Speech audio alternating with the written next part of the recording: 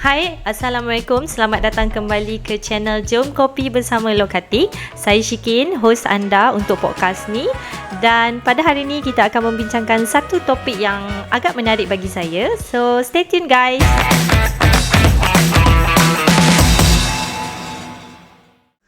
Okey, selamat datang kembali ke dalam Jom Kopi bersama Lokatik Podcast. Okey, pada hari ini kita akan mengupas satu isu ataupun satu topik yang agak menarik bagi saya dan juga bersama seorang tetamu yang begitu istimewa. Okey, saya perkenalkan teknologis Dr. Muhammad Fadzil bin Ahmad Kamaruddin. Okey, beliau merupakan seorang pegawai penyelidik kanan di Institute of Future Energy dan juga beliau menjalankan tugas di Center of Hydrogen Energy. Okey doktor, selamat datang ke UTM Lokatik. Terima kasih atas jemputan Puan Syikin. Okey, hari ini sihat doktor? Sihat, Alhamdulillah. Semangat hari ni.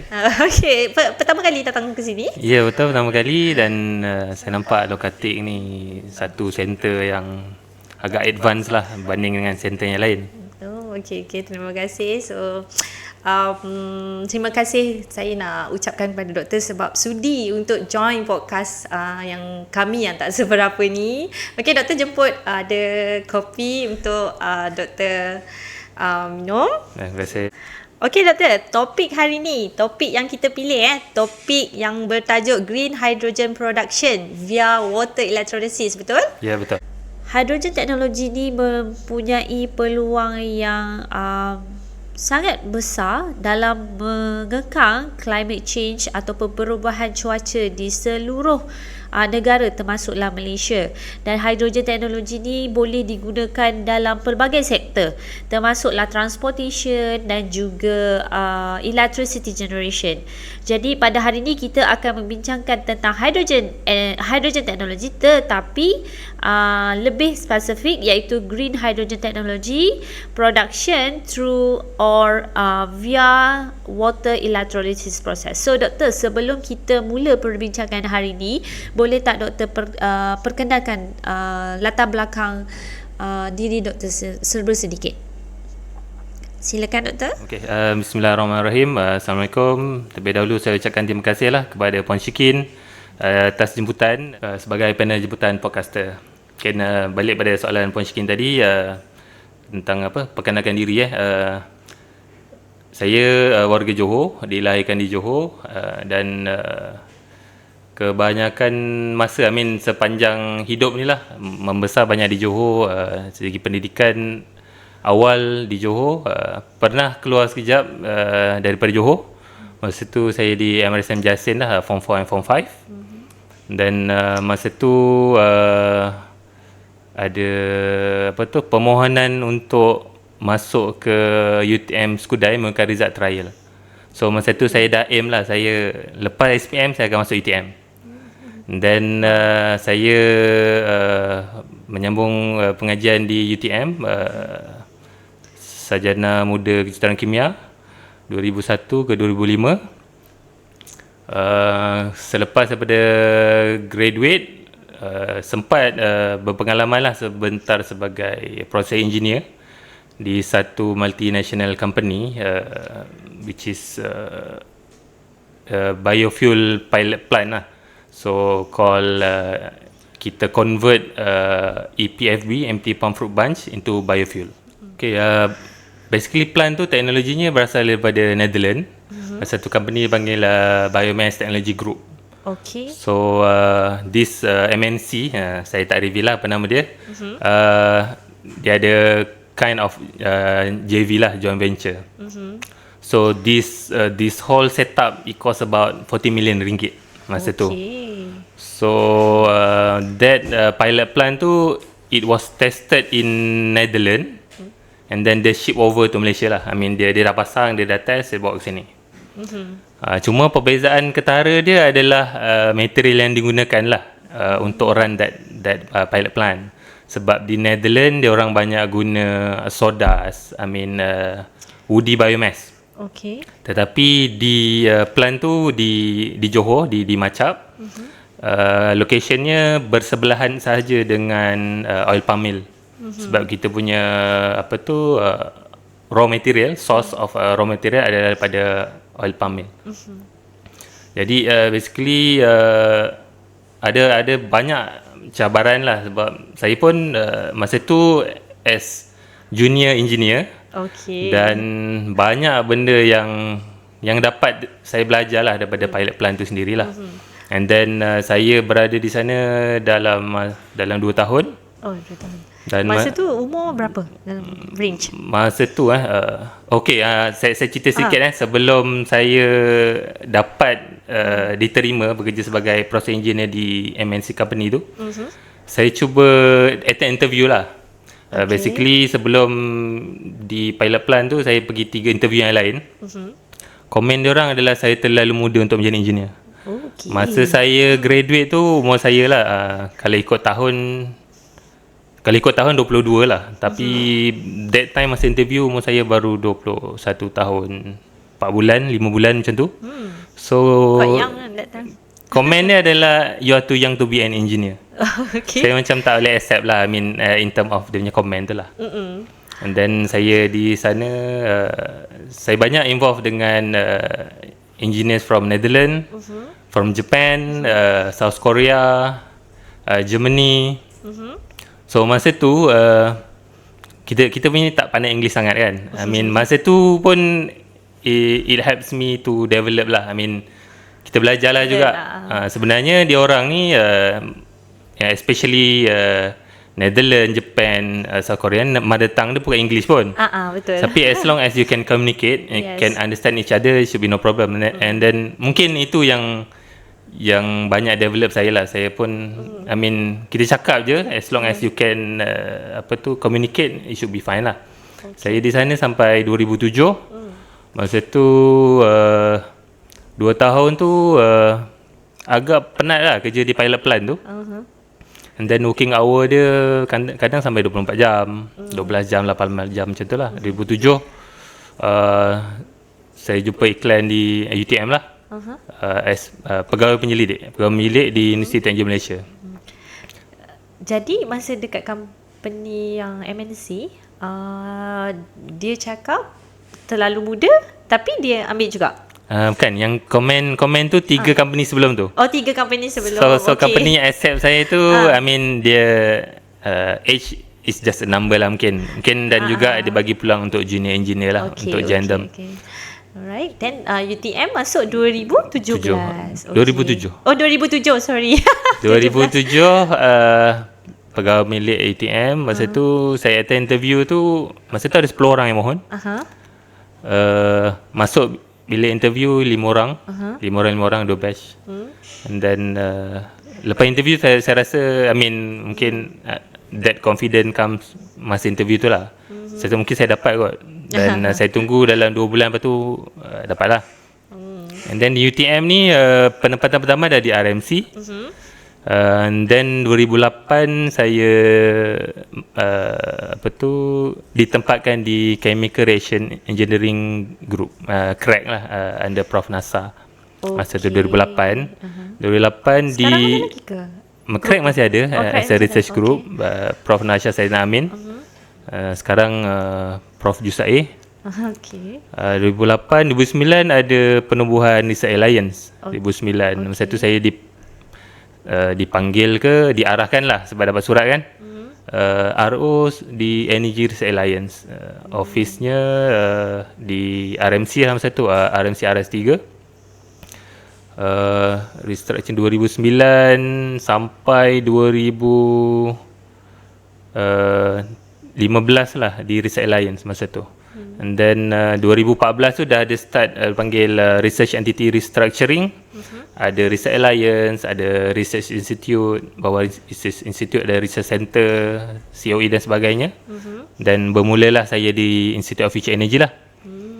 Dan 2015 tak lama lepas join IFE saya sambung PhD. Saya dapat scholarship HLP, ada alatan persekutuan daripada KPT, Kementerian Pengajian Tinggi. Cumanya requirement dia adalah you need to register with other university. Requirement scholarship tu you tak boleh register di tempat bertugas. Okey, jadi saya just to ask around, tanya researcher lah yang mana boleh. Saya tak tahu boleh reveal ke tidak. Mungkin nanti orang kata jadi presiden case kan atau lain, tapi I mean that's how I did it last time lah. Okay. And then most of my experimental work semua buat di UTM. In term of presentation, program report semua di UPM lah. Sebab officially student UPM. Okay. Saya ada course advisor di sini juga. And then in term of promotion, saya dinaikkan pangkat pegawai bilik kanan Q44 2013 dan 2018 Q48 lah. And then saya buat PhD pun bukan grade on time, graduate on time, GOT. I mean itu adalah impian setiap orang kot yang sambung PhD kan. Tapi bila you dah register as student,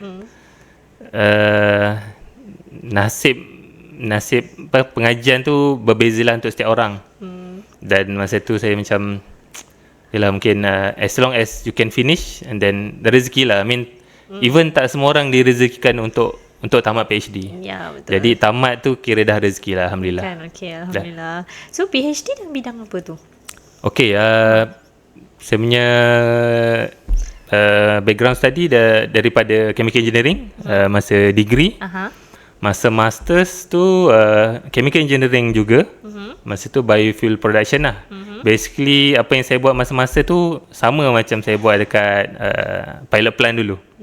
So it's actually converting biomass into biofuel. So biofuel production masa master. So untuk PhD ni chemical engineering juga, chemical engineering field. Tapi lebih kepada hydrogen production. So by right is actually adalah developing proton exchange membrane electrolyzer to produce hydrogen lah. Okey, terima kasih doktor atas penerangan yang begitu panjang. Okey, bukan calang-calang orang juga ya doktor. Okey, kita move to the next kita punya sesi perbincangan.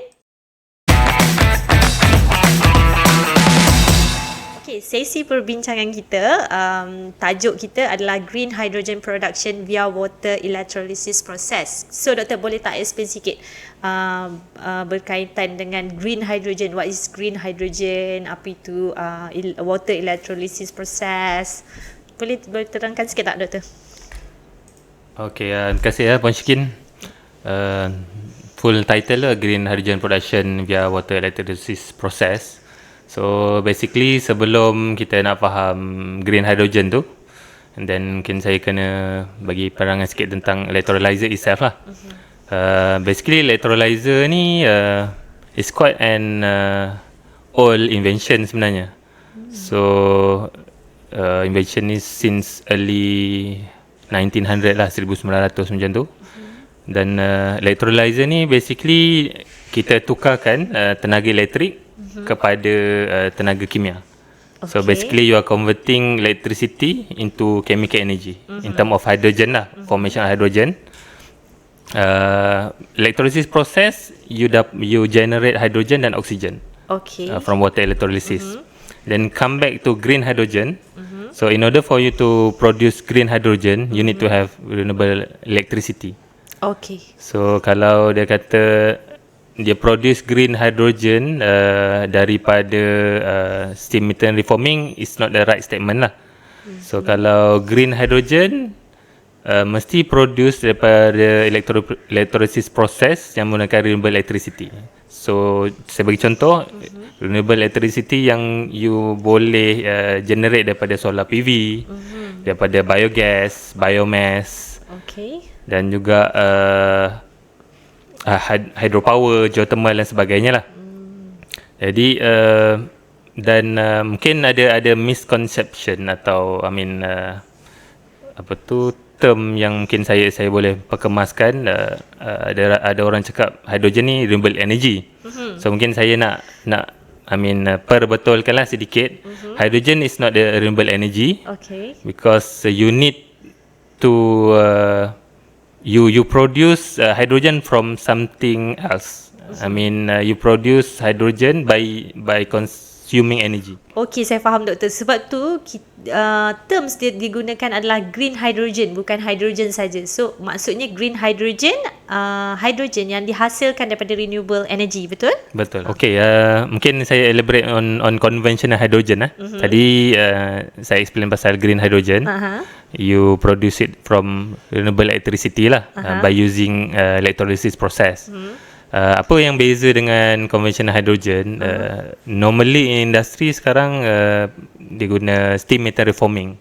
Okay. So currently I mean worldwide lah. So we produce hydrogen mainly from steam methane reforming, SMR, daripada petroleum base lah.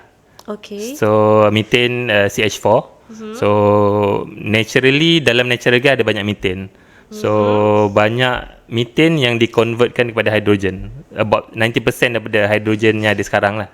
Ini world punya statistik. Jadinya problem dengan conventional hydrogen, because you are dealing with steam methane reforming, in the process of producing hydrogen, you create a lot of carbon dioxide. Okay. So carbon dioxide ni yang mendatangkan masalah greenhouse gases, emission dan sebagainya lah. Okey doktor, doktor cakap tentang steam methane reforming. Okey, untuk steam SMR tu akan hasilkan carbon dioxide. Okey, tapi bagaimana pula dengan electrolysis proses ni? Okay, good question. I mean, biasa orang akan tanya apa beza green hydrogen dengan hydrogen biasa lah. Then green hydrogen must come from electrolysis process. Then effect atau apa tu kesan electrolysis process ni kepada environment. Dia macam ni. Electrolysis ni yang paling penting adalah source of electricity yang you guna for electrolysis process. Whether is green hydrogen or not, dia bergantung pada sumber electricity. Kalau you punya sumber electricity daripada renewable electricity, which means you dapat electricity ni daripada solar PV, biogas, geothermal, or even we have ocean thermal energy center dekat under IFE. That one you can consider green lah. And then environmental concern in term of producing hydrogen from electrolysis process tak ada masalah sebab electrolysis process ni sendiri hanya hasilkan hydrogen dan oksigen. So instead of getting hydrogen alone, you can get oxygen as well. Kalau by ratio, saya boleh cakap kalau you produce 1 kg of hydrogen, you will get 9 kg of oxygen. Okay. So secara tak langsung, by producing hydrogen, you dapat extra oxygen. So mungkin you boleh botolkan dan jual oksigen ya.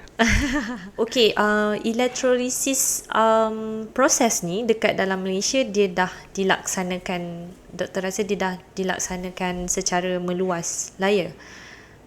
Ke masih lagi di peringkat awal ke?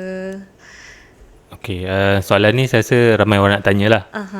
And then production of hydrogen using electrolysis process ni sebenarnya dah lama, tapi in term of producing it in a bigger scale agak barulah. Okay. So kalau statistically ni worldwide statistik, Malaysia saya tak ada. Less than 1% hydrogen yang dihasilkan sekarang ini daripada electrolysis process. Less than 1%. Less than 1%. Less than 1% daripada electrolysis. In the world. In the world. Okay. In world level lah. Sebab tadi 90% of hydrogen tu daripada SMR, steam methane reforming. Okay.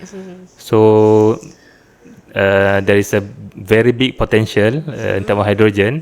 Cuma macam saya dah jelaskan tadi juga, main concern adalah renewable electricity.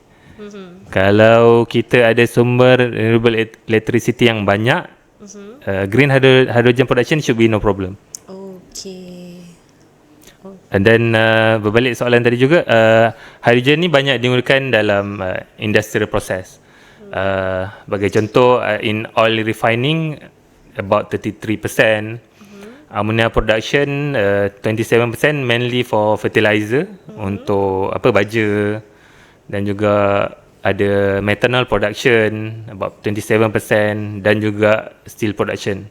Yang mana hidrogen ni digunakan untuk memanaskan dia punya so-called reactor atau relau pembakaran untuk steel production ni lah. Okey doktor, kami di Lokatik ni ada buat projek ataupun kerja berkaitan dengan EV. Okey, kita tahu kan EV guna bateri, charge dan sebagainya, dan saya juga tahu yang kita juga ada hydrogen car. Okey, tetapi kenapa pada pendapat doktor lah, kenapa Malaysia ni dia macam lebih memilih kepada EV berbanding dengan hydrogen car? Apa pendapat doktor? Okey, soalan yang baik lah. Dan saya rasa ramai orang nak tahu apa jawapannya kan.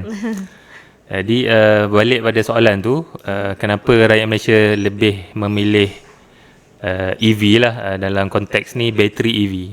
Dan juga perbandingan dengan hydrogen car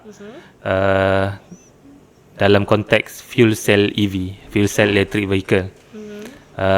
Soalan ni paling mudah dijawab in term of costing lah. First kali, kalau in term of costing, kalau yang kita boleh nampak lah sekarang yang commercially available, sebagai contoh, saya ambil satu contoh, Tesla baru ni buat hype dekat Malaysia, launch Tesla Model Y. Yes. Harga bermula 199,900 sub 200k punya harga lah. And then by comparison, kalau Toyota hydrogen car atau fuel cell EV car ni, kita ada Toyota Mirai, kita ada Honda Clarity, dan juga kita ada Hyundai Nexo. So range price dia, price wise, harga dia 350,000 dan ke atas. So the answer is clear. First kali in term of cost lah, cost pemilikan, acquiring the car itself. And then keduanya, kenapa EV? Mungkin saya nak clarify dulu lah. Cumanya nak kata rakyat Malaysia tak juga, sebab ada orang quote EV car ni adalah toys for rich guy. Jadi untuk keadaan di Malaysia sekarang ni, EV tu bukan kereta utama lah atau kereta pertama. Mungkin kereta ketiga atau keempat. And then dari segi charging station sekarang dah mula banyak lah. So kalau you tengok player yang ada, macam Charge EV, Gentari, TNB dengan Electron. And then you boleh install juga home charger, wall charger lah. Okay, untuk EV tadi, in term of charging station sekarang dah kita nampak ada banyak lah. Banyak player. Tadi saya bagi contoh, ada Gentari, ada TNB dengan Electron, dan juga player yang lain macam Charge EV, Jom EV ya. Kalau nak banding lah dengan, kalau you ada hydrogen car atau in correct term adalah fuel cell EV car, sekarang ni di Semenanjung belum ada lagi fuel station untuk hydrogen. Di Semenanjung. Okay, di Sarawak kita ada. Ada satu developed by Sarawak Energy Development Corporation. SEDG ni bernaung di bawah Sarawak Energy Berhad lah. Dan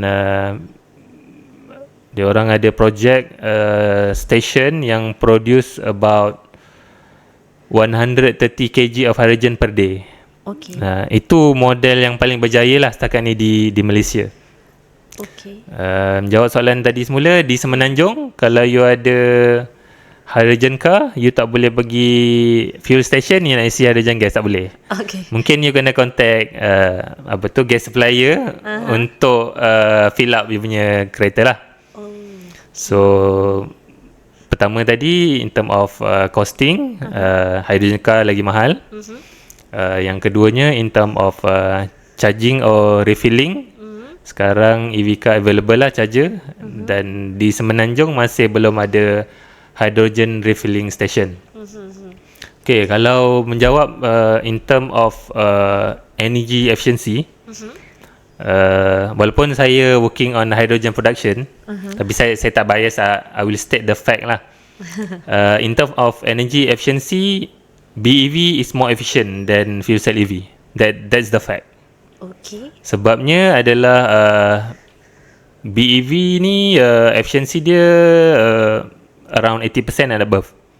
So by right, saya bagi contoh, kalau kebanyakan kereta EV sekarang, dia punya capacity battery is about 60 kWh to maybe ada yang long range 100 kWh. So kalau kita ambil contoh yang senang, calculation mungkin 100 kWh. So in order for you to charge that 100 kWh battery, you maybe need 120 or 130 kWh of electricity. So efficiency dalam 80% lah. So untuk EV car ni, dia punya energy loss dia kebanyakannya masa charging. Okay. And then perkara kedua adalah motor efficiency. So kebanyakan motor efficiency is quite high lah, agak tinggi jugalah, mungkin 90% and above. Berbeza pula dengan hydrogen car atau fuel cell EV ni, untuk produce hydrogen tu sendiri, saya bagi contoh, kalau kita nak produce 1 kg of hydrogen, kita perlukan 50 kWh of electricity energy. Okay. 50 kWh. And then okay, untuk hasilkan hydrogen ni, tadi kita cerita pasal green hydrogen. Kita produce hydrogen daripada renewable electricity, dia dapat green hydrogen. And then untuk dapatkan hydrogen ini, kita perlukan tenaga elektrik lah, electrical energy. Untuk electrolyzer ni sendiri, the best efficient electrolyzer yang kita ada, dia punya efficiency about in the market lah 50 to 70%. Okay. Jadi untuk hasilkan tenaga yang equal to 50 kWh ni, you need more energy to produce the same amount of energy that you need. Itu baru production of hydrogen. Okay. That hydrogen you fill up dalam you punya hydrogen car. Bila you nak gerakkan kereta tu, that hydrogen combine dengan oxygen ni daripada ambient lah. Okay. You akan direct it to your fuel cell. So fuel cell ni adalah satu device, you call satu device yang convertkan chemical energy dalam hydrogen ni kepada electrical energy. Okay. Okay. That electrical energy tu dia akan feed kepada battery system in smaller capacity dalam fuel cell EV. Then that battery yang akan power up you punya motor lah dalam FCEV.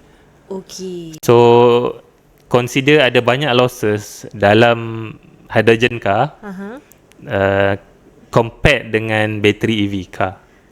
Okay. So, Losses of what? Losses of electrical energy. Okay, Yeah. electrical energy. So kalau saya boleh bagi ballpark figure lah, ballpark figure estimation lah. Let's say for example, kalau you need about 120 kWh untuk charge 100 kWh battery pada EV car, so you might need close to 200 kWh to get the same energy untuk moving the hydrogen car.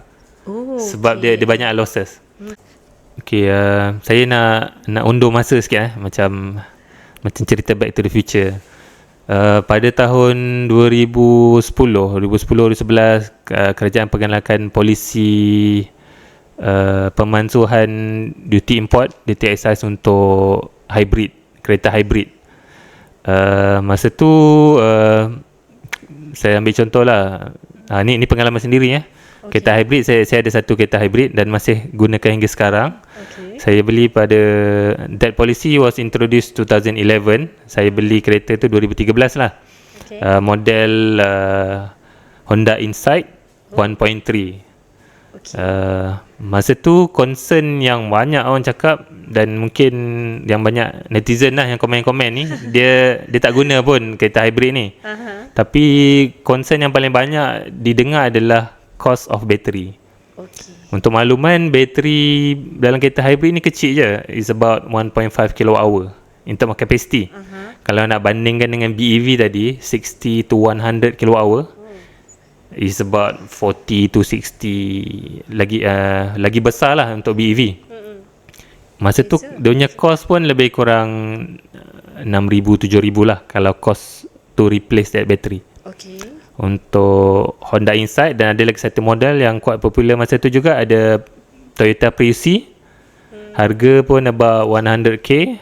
Dan ada lagi satu Toyota Prius. Masa tu harga dia 138,000.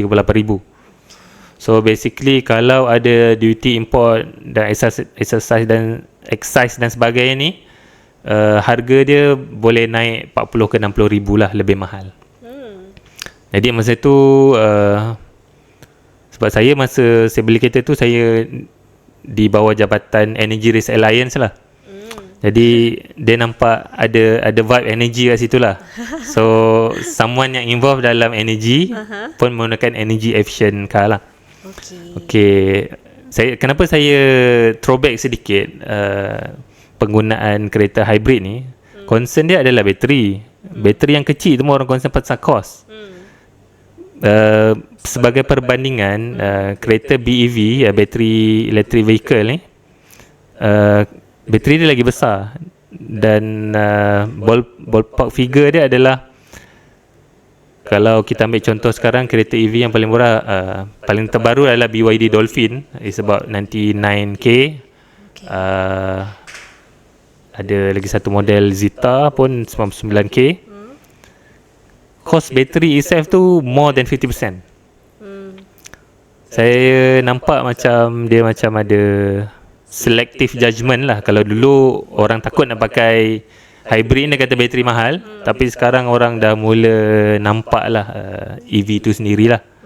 So sebenarnya kalau by the time bateri tu fail, instead of replacing that battery, mungkin you beli kereta baru je lah. So tak berbaloi lah you bayar separuh daripada original price kereta tu untuk kereta yang dah tak ada warranty lah. So most probably warranty tu dah 5 tahun sajalah. Okay, jadi pada pendapat doktor ni, which one is better? Perlu sama seiring ke, ataupun EV lagi okey ke, hydrogen lagi okey ke, macam mana? Okay, soalan ni famous lah. So biasa mesti akan tanya mana yang lebih baik lah.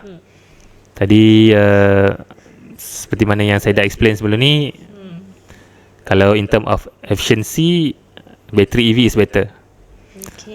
Dalam keadaan semasa, dan dari segi kos pemilikan, untuk moving forward lah, untuk pemilikan sekarang adalah EV lah, provided that we have green electricity, renewable electricity. Sekarang ini apa yang kita ada di Semenanjung sekarang adalah about 80% of our electricity generation kita generate it from fossil fuel, in this case natural gas, power plant dan juga coal plant. Okay, kalau ikut dalam keadaan semasa ni, kalau you banding mana lebih baik dan kos pemilikan yang lebih murah, of course BEV. Cuma saya dalam keadaan semasa energy transition, peralihan tenaga ni, saya masih berpendapat hybrid ni masih relevan. Untuk makluman pendengar, Perdana Menteri ke-10 kita, Datuk Seri Anwar Ibrahim, baru sahaja melancarkan satu pelan hala tuju yang baru, National Energy Transition Roadmap, pada 27 Julai yang lalu. Dalam NETR ni, saya short form dia, ada menggariskan beberapa hala tuju lah, antaranya hydrogen, bioenergy, renewable energy, termasuk juga future fuel. Jadi in the meantime ni, kalau pendapat saya, tiga keadaan ni yang boleh wujud lah. Hybrid vehicle ni perlu ada semasa energy transition. BEV mungkin is the way forward dalam 5-10 tahun. Dan mungkin dalam masa 20 tahun lagi mungkin hydrogen car ni baru normal lah, kita nampak banyak atas jalan. Kenapa kita perlu berubah daripada BEV kepada fuel cell EV? Apa yang mungkin rakyat Malaysia tak nampak adalah proses untuk mengeluarkan satu bateri tu, it involves a lot of mining works. You perlukan lithium, you perlukan nickel, banyak kerja-kerja mining lah. So kerja-kerja mining tu pun tak clean. Banyak menggunakan fossil fuel, macam unit apa tu, jentera untuk mengorek mining dan sebagainya lah. Itu pendapat saya. Terima kasih. Okay, mungkin saya nak tambah sikit elaboration dalam NETR ni lah, National Energy Transition Roadmap. Masa Perdana Menteri lancarkan tu, NETR ni di bawahnya ada 10 initiative dengan 6 key energy levels, saya panggil lah. Dalam tu ada hydrogen, future mobility, renewable energy, future fuel, dan juga energy switch dengan renewable energy zone lah. Tadi dah diterangkan sebelumnya. Cumanya berbalik kepada perbincangan kita sebelum ni, kita lebih merujuk kepada hydrogen car dan juga bateri EV car. Untuk inisiatif hydrogen, dalam NETR Part 1 ni ada big inisiatif untuk green hydrogen. Sarawak Hydrogen Hub ni diserahkan kepada SEDC Energy di Sarawak lah. Sebab untuk makluman pendengar, negeri Sarawak ni agak advance in term of hydrogen energy, green hydrogen production.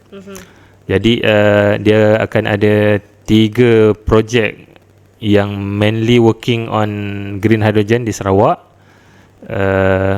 Kerjasama antara Sarawak State Government dengan SEDC Energy serta player daripada, saya percaya daripada Japan dan juga Korea.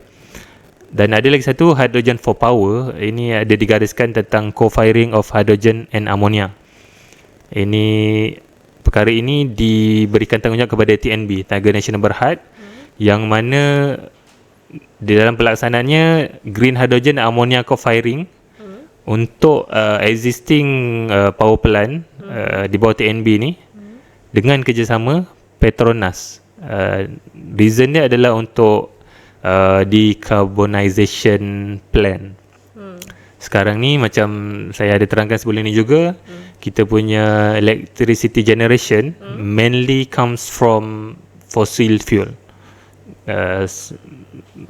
Natural gas is about 40%, coal about 40%. So 80% electricity generation di Semenanjung mainly comes from fossil fuel.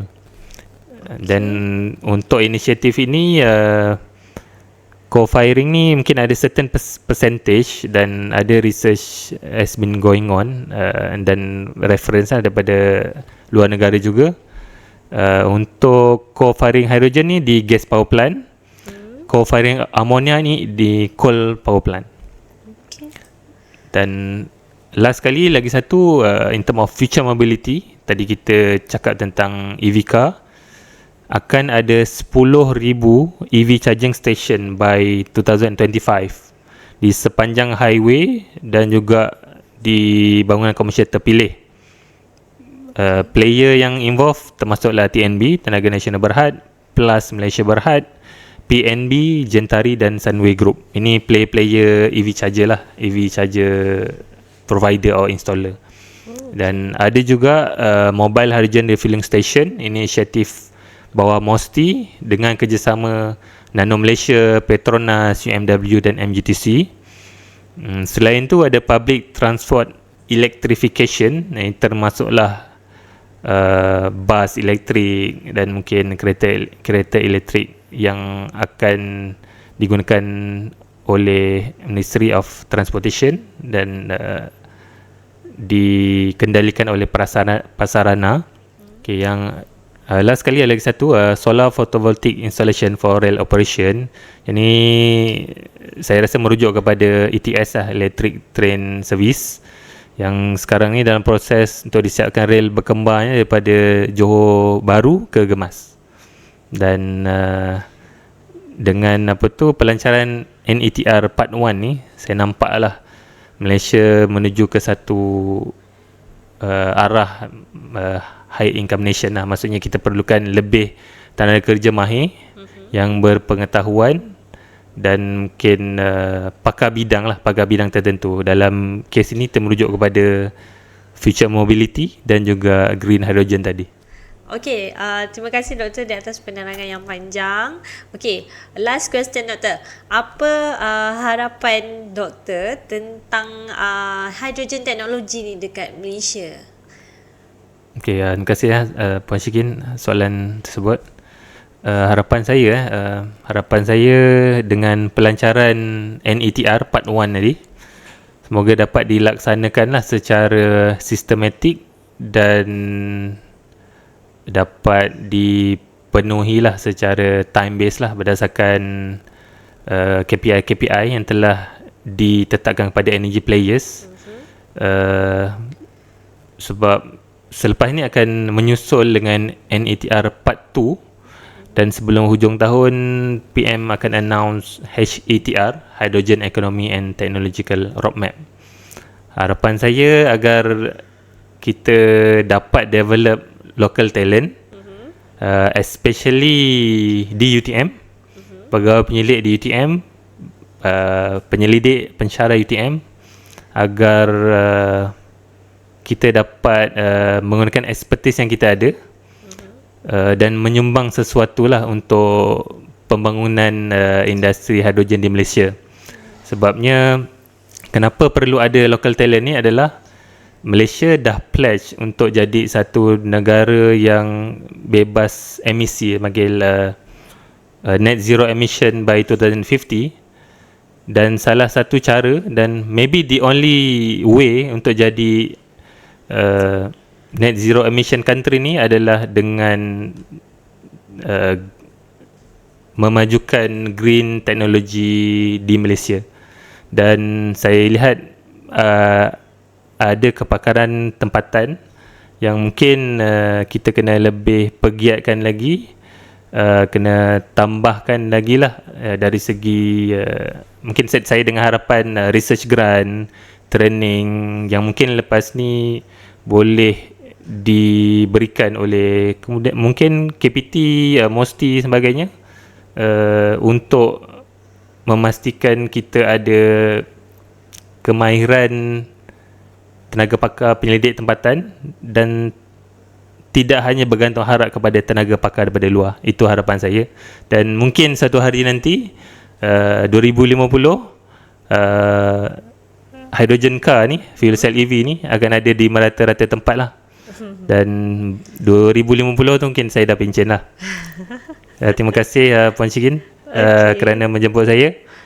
Okey, terima kasih doktor atas penjelasan, kupasan yang sangat saya rasa sangat ilmiah. Jadi harap kita semua dapat input pada podcast kali ini. Okey, terima kasih doktor kerana sudi join podcast Jom Kopi Bersama Lokatik ni. Harap-harap nanti next time kalau ada peluang lagi kita boleh ada podcast lagi bersama, InsyaAllah. Terima kasih kembali. Okay, right. Thank you.